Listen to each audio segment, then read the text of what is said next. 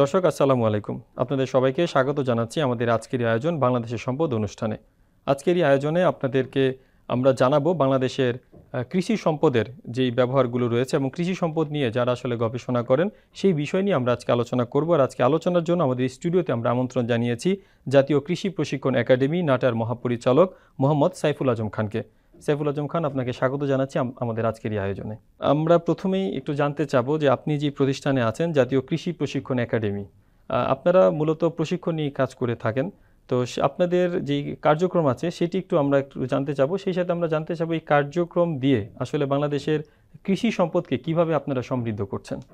জাতীয় কৃষি প্রশিক্ষণ একাডেমি নাটা 1975 সালে প্রতিষ্ঠিত হয়।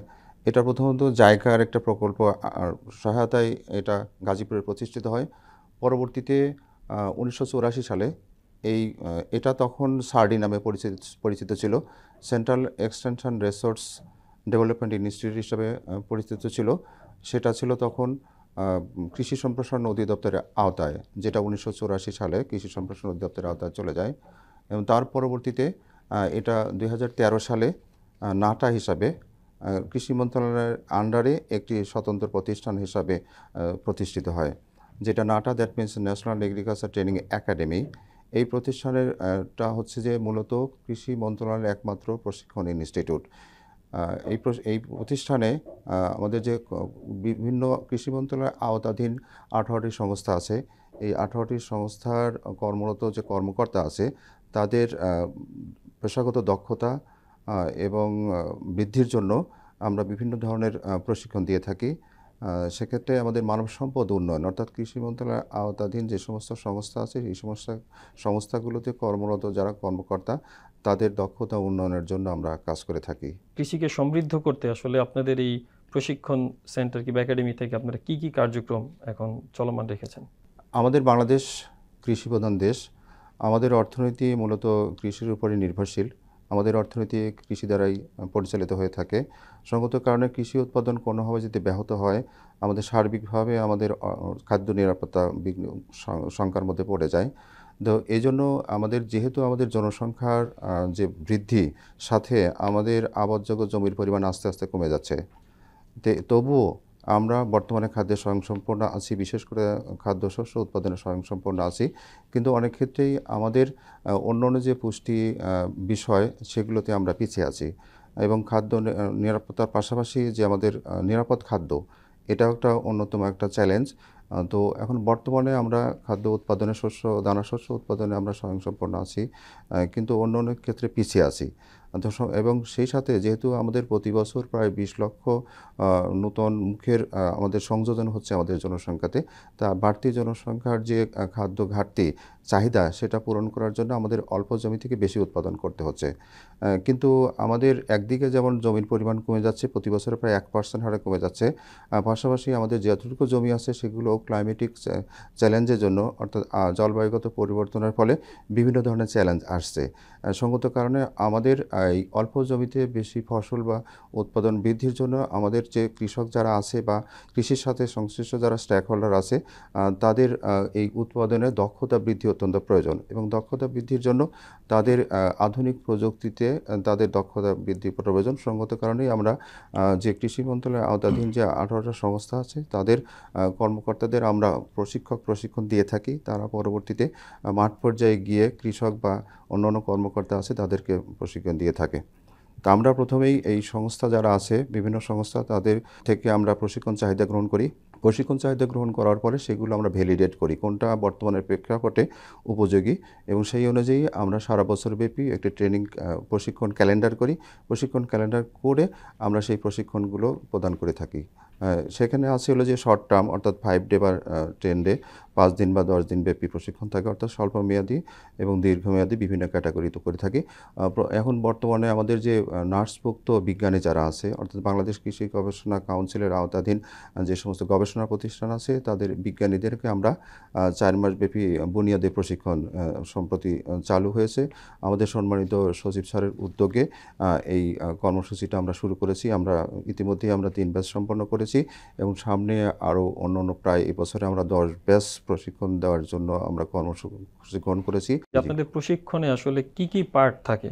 মানে কোন কোন বিষয়গুলো আপনারা প্রশিক্ষণে অন্তর্ভুক্ত করেছেন? উৎপাদন থেকে শুরু করে আমাদের প্রসেসিং, সংরক্ষণ, প্রসেসিং থেকে শুরু করে আমাদের যে ভোক্তা পর্যায়ে, অর্থাৎ আমাদের প্লট থেকে প্লেট পর্যন্ত আর কি। সার্বিকভাবেই আমাদের সমগ্র কৃষি ব্যবস্থাপনার সাথেই আমরা যেমন আধুনিক প্রযুক্তিতে তাদেরকে প্রশিক্ষণ দিয়ে থাকি, পাশাপাশি সেই ক্লাইমেটিক চ্যালেঞ্জে মোকাবেলা করার জন্য আমরা আমাদের যারা কর্মকর্তা আছে তো প্রশিক্ষণ দিয়ে থাকি। যেমন রিসেন্টলি আমরা করলাম যে আমাদের আধুনিক প্রযুক্তি সম্প্রসারণের জন্য আমরা যে কৃষি সম্প্রসারণ অধিদপ্তর এবং অন্যান্য প্রতিষ্ঠান আছে তারা যে প্রদর্শনী বাস্তবায়ন করে, মাঠ দিবস পালন করে, পাশাপাশি কর্মশালা বিভিন্ন কিছু হয়, সেখানে হয়তো ফেস টু ফেস হয়, কিন্তু সম্প্রতি যেটা হয়েছিল যে সোশ্যাল মিডিয়াও কিন্তু কৃষি প্রযুক্তি সম্প্রসারণে গুরুত্বপূর্ণ ভূমিকা পালন করছে। কাজে সেক্ষেত্রে কিন্তু সেখানে আমাদের কৃষিবিদের পার্টিসিপেশনটা একটু কম। কাজে কৃষিবিদ যারা আছে বা কৃষি সেবার সাথে সংশ্লিষ্ট যারা আছে তাদেরকেও কন্টেন্ট তৈরি করা থেকে শুরু করে বিভিন্ন বিষয়ে তাদের দক্ষতা করার জন্য আমরা যে agriculture technology dissemination through ICT, এটার উপরে আমরা 5 ডে টিওটি করাই দিলাম। পাশাপাশি আধুনিক প্রযুক্তি, অর্থাৎ ফার্ম ম্যানেজমেন্টের সাথে সম্পৃক্ত যে অত্যাধুনিক প্রযুক্তি, এআই বেস যে টেকনোলজিগুলো বা রিমোট সেন্সিং প্লাস জিআইএস ব্যবহার করে আমরা এবং মানে আইওটি ব্যবহার করে আমরা কিভাবে আরও অটোমেশনের মাধ্যমে করতে পারি সেই বিষয়গুলো আমরা কর্মকর্তাদের প্রশিক্ষণ দিচ্ছি। কারণটা হচ্ছে যে একটা সময় ছিল কৃষি হচ্ছে পরিশ্রম নির্ভর ছিল, এখন যন্ত্র নির্ভর হয়েছে, কিন্তু আগামীতে এটা অটোমেশন হয়ে যাবে। কাজেই এখানে পরিশ্রম না, যে মেধার দিক দিয়ে যে এগিয়ে থাকবে সেই টিকে থাকবে। এবং আমাদের যে বড় জনশক্তি, এখন বর্তমানে জনসংখ্যার অনেক বড় অংশ হলো যে ইয়াং পিপুল, নিয়ার অ্যাবাউট 35% বা তার বেশি, তারা যেহেতু কৃষিতে আসছে না, তাদেরকে আগ্রহী করার জন্য আমরা বিভিন্ন ধরনের উদ্যোক্তা উন্নয়নের প্রশিক্ষণের কর্মসূচি গ্রহণ করেছি এবং দিচ্ছি। এবং সেই সাথে তাদেরকে কৃষিতে এআই বা আইওটি ভিত্তিক আমরা বেশ কিছু ফ্রন্টিয়ার টেকনোলজি ভিত্তিক প্রশিক্ষণও তাদেরকে দিচ্ছি। আর পাশাপাশি আমাদের সয়েল ম্যানেজমেন্ট, তারপর ক্লাইমেটিক ম্যানেজমেন্ট এবং সেই সাথে নতুন নতুন প্রযুক্তি, বিভিন্ন গবেষণা প্রতিষ্ঠান থেকে উদ্ভাবিত যে প্রযুক্তি আছে সেগুলোর উপরও আমাদের কর্মকর্তা প্রশিক্ষণ চালু আছে। আচ্ছা, আরেকটি বিষয় হলো আপনারা তো শুধু প্রশিক্ষণটি দিচ্ছেন, জি। কিন্তু এটি যখন বাস্তবায়নে যাচ্ছে তখন একজন প্রান্তিক কৃষক, উনি কি এই অটোমেশন পদ্ধতির মেশিনারিজগুলো কিনতে পারবেন? সেক্ষেত্রে আপনাদের কোনো সহায়তার ব্যবস্থা কিংবা মনিটরিংয়ের ব্যবস্থা এগুলো আছে কিনা আপনাদের? আসলে কৃষি সম্প্রসারণ অধিদপ্তরের আওতায় বর্তমানে কৃষি যান্ত্রিকীকরণ যে অনেক বড় একটা প্রকল্প কাজ করছে, সেখানে একটা বড় অংশ 50 থেকে 70% আমাদের ভর্তুকি প্রদানের মাধ্যমে কৃষকদেরকে দেওয়া হচ্ছে। পাশাপাশি তাদের এই সমস্ত যন্ত্রপাতি ম্যানেজমেন্টের জন্য বা আমাদের এই সমস্ত যন্ত্রপাতি সঠিকভাবে ব্যবহারের জন্য তাদেরকে প্রশিক্ষণ দেওয়া হচ্ছে। এবং বিশেষ করে আমরা চাচ্ছি যে আমাদের ইয়াং জেনারেশনকে কাজে লাগানোর জন্য আমাদের সম্প্রতি আমাদের যে মাননীয় প্রধান উপদেষ্টার উদ্যোগে আমাদের যে তারুণ্য উৎসব যেটা চলছে বা আমাদের কার্যক্রম নেওয়া হচ্ছে, সেখানেও বিভিন্ন প্রশিক্ষণে এই তরুণদের একটা পার্সেন্টেজ তাদেরকে প্রশিক্ষণে নীতিমালা অনুযায়ী তাদেরকে ইনভলভ করার জন্য আমরা উদ্যোগ গ্রহণ করছি। এবং তারাই আগামীতে আমাদের যে অনলাইন মার্কেটিং থেকে শুরু করে বিভিন্ন অটোমেশন যে সমস্ত যন্ত্রপাতিগুলো, আধুনিক যন্ত্রপাতি আসবে, সেগুলোতে তাদের ব্যবহারিক দক্ষতা বৃদ্ধির জন্য আমরা উদ্যোগ নিয়েছি। যেহেতু আমাদের দর্শকরা এটি দেখছেন, জি জি জি যে যারা কৃষিতে আসতে চান এমন অনেক তরুণরা হয়তো আমাদের এই অনুষ্ঠানটি দেখছেন, জি জি তারাও ভাবছেন যে আমি কিভাবে গ্রামে গিয়ে একটি কৃষি পণ্য নিয়ে জীবনে এস্টাবলিশড হতে পারি। তো আসলে একটা তরুণ কেন এই খাতে আসবে? সামনের যে কৃষিকে আমাদের নেতৃত্ব দিবে আমাদের ইয়াং জেনারেশন। ইতিমধ্যেই সারা দেশে বেশ কিছু উদ্যোক্তা তৈরি হয়েছে। তারা আমাদের যে লাভজনক বেশ কিছু ইন্টারভেনশন নিয়ে তারা কাজ করছে। এবং তাদের বিষয়টা হলো যে আমাদের দেশের যে মাটি সেটা হচ্ছে যে উর্বর, পাশাপাশি আবহাওয়া কৃষি উৎপাদনের জন্য যথেষ্ট সহযোগী, উপযুক্ত এবং সেই সাথে বর্তমানে ক্লাইমেটিক যে চ্যালেঞ্জ আছে সেই মোকাবেলা করার জন্য বিভিন্ন ধরনের ক্লাইমেটিক রেজিলিয়েন্ট অনেক টেকনোলজি উদ্ভাবন হয়েছে এবং এটা অনেক ক্ষেত্রে অন্যান্য দেশের চাইতে আমাদের কৃষি এতে উৎপাদন যথেষ্ট লাভজনক। বিশেষ করে সম্প্রতি এটাকে লাভজনক করার জন্য আমাদের রপ্তানিমুখী যে পণ্য উৎপাদন করা সেটা কাজ করা হচ্ছে এবং গুড এগ্রিকালচার প্র্যাকটিস থেকে শুরু করে বিভিন্ন ভ্যালু অ্যাড করা হচ্ছে।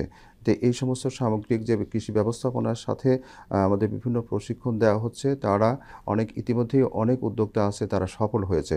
কাজেই সফল কৃষক যারা আছে, ইয়াং যা এন্টারপ্রেনিয়র আছে, তাদেরকে নিয়ে আমরা সামনে আমাদের যে তারুণ্যের উৎসব আছে বা চলমান আছে, তাদেরকে কাজে লাগিয়ে আমরা তাদেরকে আরও উদ্বুদ্ধ করব, নেটওয়ার্কিংয়ের মাধ্যমে তাদেরকে এই বিষয়ে উৎসাহিত করব। তবে আমাদের যে গ্রাসরুট লেভেলে আমাদের কৃষি সম্প্রসারণ অধিদপ্তর থেকে শুরু করে বিভিন্ন প্রতিষ্ঠান আছে, তারা এই সমস্ত ব্যাপারে তাদেরকে ফাইন্ড আউট করে ডাটাবেস করে তাদের প্রশিক্ষণ দেওয়ার জন্য ব্যবস্থা নেওয়া হচ্ছে, উৎসাহিত করা হচ্ছে। আচ্ছা, এক্ষেত্রে আরেকটি বিষয় আমরা বিভিন্ন সময় সংবাদের দেখে থাকি যে বিভিন্ন জায়গায় প্রান্তিক কৃষকরা বলছেন যে আমরা এবছর কোনো একটা পণ্যে তারা লস করেছেন, এক্ষেত্রে কৃষি সম্প্রসারণ অধিদপ্তর তাদেরকে খুব একটা সহযোগিতা করেনি। এটি একটি মানে কমন বিষয় বিভিন্ন সময় আমরা দেখে থাকি। তো আপনারা যাদেরকে আসলে প্রশিক্ষণ দেন, তারা ঠিকমতো সেই সার্ভিসটা কিংবা যা শিখলো সেটার প্রয়োগটা সরাসরি মাঠে করছে কিনা, সেটার তদারকির দায়িত্ব কি আপনাদের উপর, নাকি সেটা আলাদা কর্তৃপক্ষ সেটা দেখে থাকেন?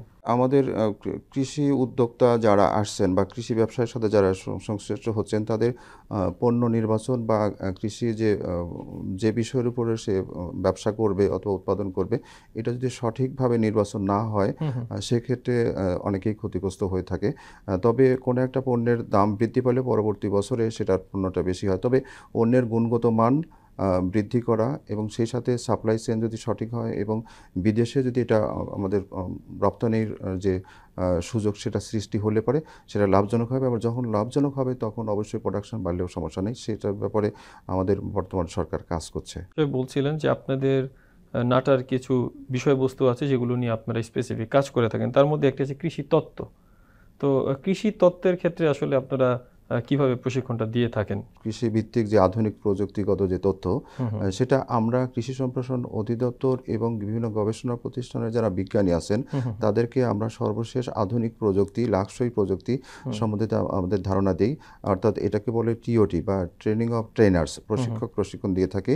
পরবর্তীতে তারা আমাদের মাঠ পর্যায়ে তারা সেই তথ্যগুলো তার পরবর্তী কর্মকর্তা বা কৃষকদেরকে দিয়ে থাকে। তবে সম্প্রতি আমি আগেই বলেছি যে সম্প্রতি একটা উদ্যোগ গ্রহণ করেছি, সেটা হচ্ছে যে আইসিটির ব্যবহারের মাধ্যমে বা অনলাইনে আমরা কৃষকদেরকে সেবা কিভাবে দিতে পারি, অর্থাৎ কৃষি তথ্য সেবাটাকে সহজীকরণ করার জন্য। একজন কৃষক মাঠ থেকে তাকে উপজেলা কৃষি অফিসে যেতে হয়, তারপরে কৃষি অফিসারকে না পাইলে দেখা যায় ফিরে আসে, বিভিন্ন ধরনের তার সময়, পরিশ্রম এবং অর্থের ব্যয় হয়, বেশি হয়। তো এটাকে কমিয়ে আনার জন্য, সহজীকরণ করার জন্য ইতিমধ্যেই আমাদের সম্প্রতি আমাদের যে মাননীয় কৃষি সচিব স্যার একটি খামারি অ্যাপস করতে চাচ্ছেন।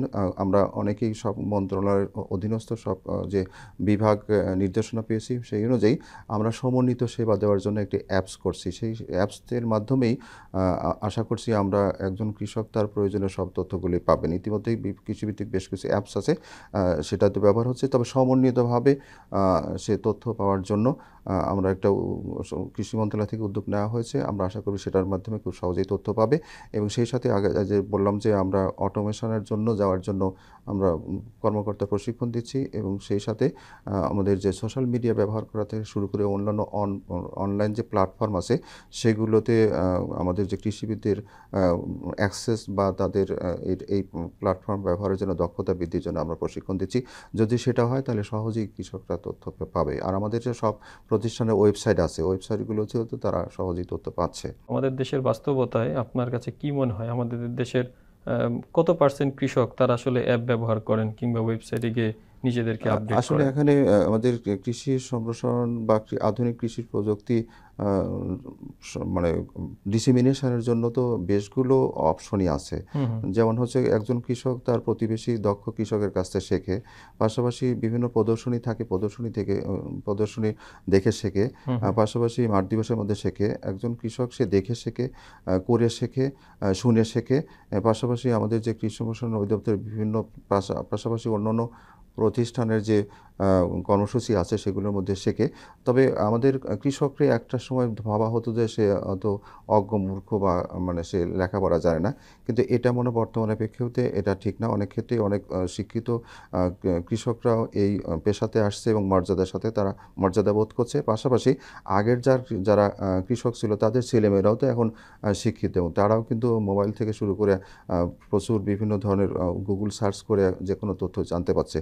কাজেই এখানে সমন্বিতভাবে অনেকটাই এগিয়ে আসছি। অনেকগুলো অপশনই আছে, যার যোগ্যতা অনুযায়ী যেকোনো ধরনের অপশনে অ্যাক্সেস করতে পারবে। আচ্ছা, আরেকটি বিষয়, যেহেতু আপনি বললেন যে সম্প্রতি আপনারা কিছু আধুনিকায়ন কৃষি পণ্যের কৃষি যন্ত্রপাতির দিকে আপনারা এগোচ্ছেন এবং কিভাবে এআই ব্যবহার করেও সেটি করা যায়।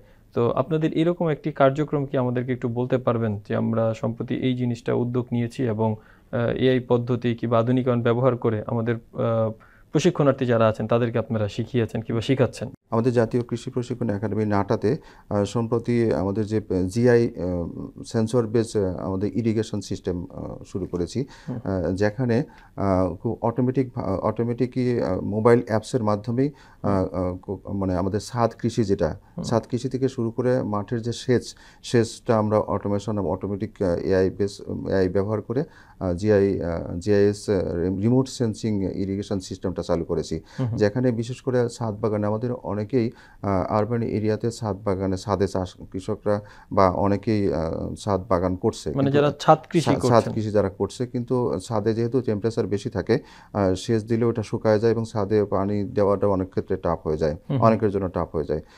এবং পাশাপাশি বড় বড় ছুটির সময় দেখা যায় যে সেচের অভাবে ওই ফসলগুলো বা ছাদের যে সবজিগুলো থাকে মারা যায়। কিন্তু আমরা যদি একটা সিস্টেম করে দিই, সেই সিস্টেমে অটোমেশনের মাধ্যমে মোবাইল অ্যাপসের মাধ্যমেই স্পেসিফিকভাবে অনেক দূর থেকে, এমনকি লন্ডন থেকেও আমরা সেচ দিতে পারি। সেটা আমরা শুরু করেছি এবং আমাদের পাইলটিং হচ্ছে। আমাদের যে বিভিন্ন প্রশিক্ষণার্থী যারা আসে তাদেরকে আমরা ওটা হাতে কলমে দেখাই।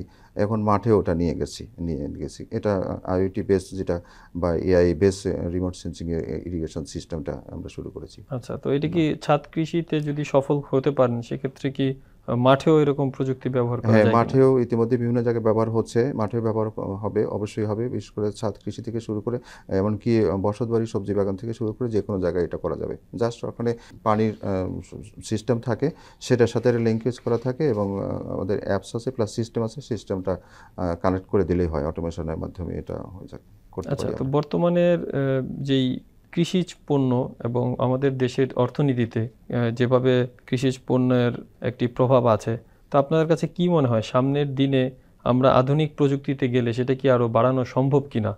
জি, অবশ্যই সম্ভব। আমাদের যেহেতু উর্বর জমি আছে, পাশাপাশি আমাদের দক্ষ জনবল আছে এবং সেই সাথে আমাদের বর্তমান সরকার যথেষ্ট আন্তরিক। তো সেক্ষেত্রে অবশ্যই আমরা উৎপাদন বৃদ্ধি করতে পারবো। তবে উৎপাদন বৃদ্ধি করার পারলেও যদি উৎপাদিত পণ্যের সঠিক মূল্য কৃষক না পায়, সেক্ষেত্রে অনেকে কৃষকরা উৎসাহিত হয় বা উদ্যোক্তা অনেকে এই উদ্যোগটা ছেড়ে দেয়। তো এজন্য আমরা বা কৃষি সম্প্রসারণ অধিদপ্তর অথবা সেই সাথে কৃষি মন্ত্রণালয় থেকে যেটা চেষ্টা চালানো হচ্ছে যে প্রোডাক্ট, সেই প্রোডাক্টের গুণগত মান বৃদ্ধি করা এবং গুড এগ্রিকালচার প্র্যাকটিসেসের মাধ্যমে সেই পণ্যের নিরাপত্তা নিশ্চিত করা।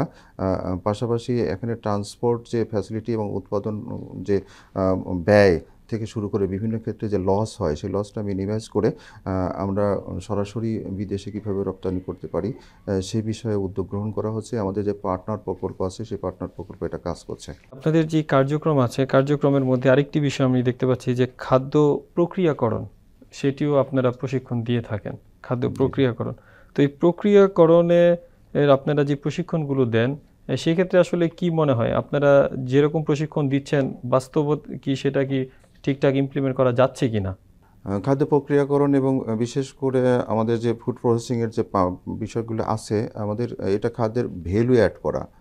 অর্থাৎ দেখা যাচ্ছে টমেটো চাষ করলো কৃষক অনেক, টমেটো হয়তো দেখা যাচ্ছে একটা সময় টমেটোর দাম অনেক কমে যায়, কিন্তু সেটাকে যদি ভ্যালু অ্যাড করে সস করা বা অন্য অন্য বাই প্রোডাক্ট তৈরি করা, তাহলে সেটা কিন্তু সে প্রিজার্ভ করতে পারবে, পাশাপাশি পরবর্তীতে বিক্রি করতে পারবে। এই জন্যই আমরা আমাদের যে কর্মকর্তা যারা আছে তাদেরকে প্রশিক্ষণ দিচ্ছি। বিশেষ করে এই ক্ষেত্রে আমাদের যে বার টার্নার প্রতিষ্ঠান আছে তারা দক্ষতার সাথে কাজ করছে। আমরা যে প্রশিক্ষণগুলো দিচ্ছি, প্রশিক্ষণের একটা অংশে আমরা বার টার্নার নিয়ে যাচ্ছি, তারা হাতে কলমে দেখছে এবং এখানে উদ্যোক্তা তৈরি করার ক্ষেত্রে এই জিনিসটা কাজ করছে।